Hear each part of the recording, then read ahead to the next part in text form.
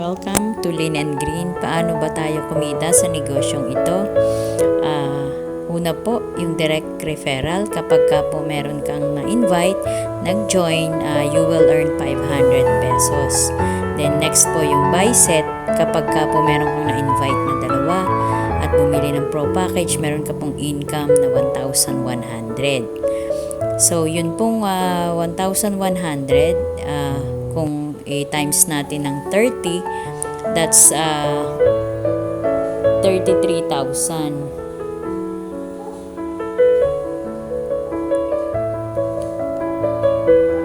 Sa isang buwan po ay 990,000. Then ang next po yung tri-set. Kapag ka naman po nakakuha ka ng tatlo, you will earn 1,300. So